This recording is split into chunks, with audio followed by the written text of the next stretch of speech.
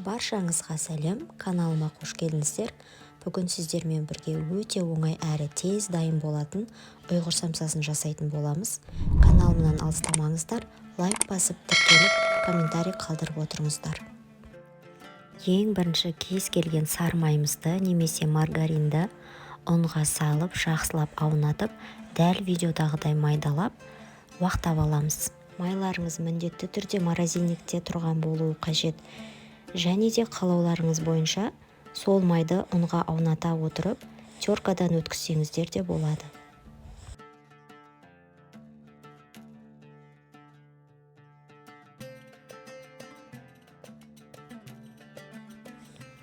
Міне ұнымыз бен майымыз дәл осындай видеодағыдай болуы қажет. Сосын ортасын жақсылап шұңғыл қылып ашып аламыз.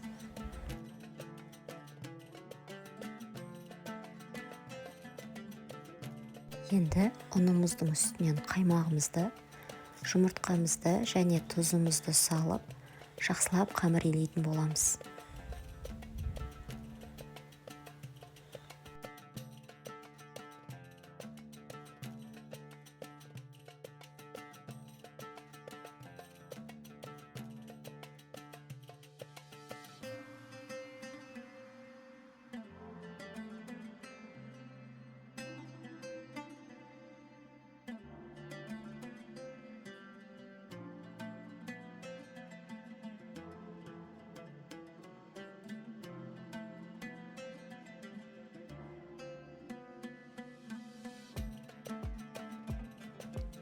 Видеода ұн көп болып көрінгенмен ешқандай да көп емес.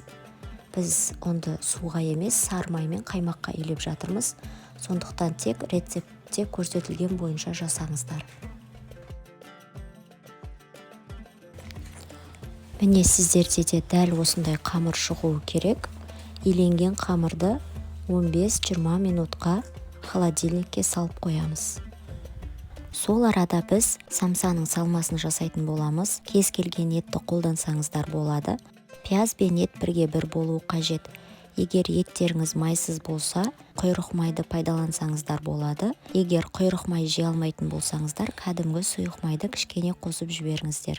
Және тұз бен қара бұрышты өздеріңіздің қалауларыңыз бойынша дәміне қарай қосасыздар. Дәл осы рецепт бойынша қамырымызды 25 немесе 30 бөлікке бөліп, тарелкамызға салып, бетін жауып қоямыз. Шетінен қамырымызды жайып, самсамызды түйетін боламыз.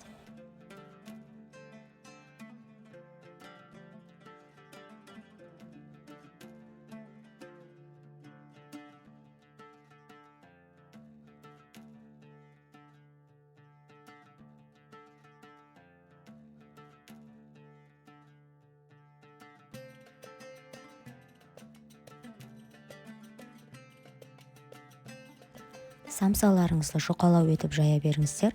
Түйілу барысында қамырларыңыз бәрібір қалыңдап жиналатын болады. Видеода сіздерге самсаның түйу әдісін көрсеттім. Қамырдың шет-шетін жақсылап басып аламыз. Сосын осындай өрнекпен шетін бір басып, жабыстырып, бір басып, жабыстырып түйетін боламыз. Егер бұлай түйу сіздер үшін қиын болса, ешқандай мәселе жоқ. 3 бұрыш қып түйе берсеңіздер де болады.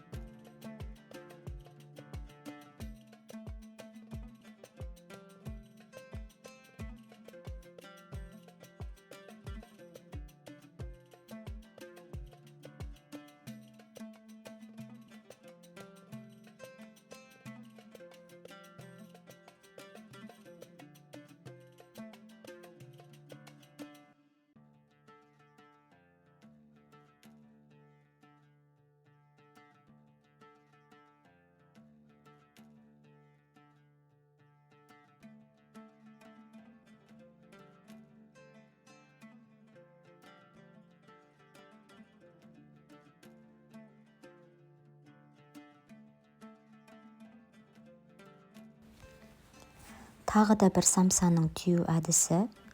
Осылай ортасына қарай жинап, өрнекті ортасына жасасаңыздар болады. Ол да өз алдына әдемі болып, дастархандарыңыздың көркін ашатын болады.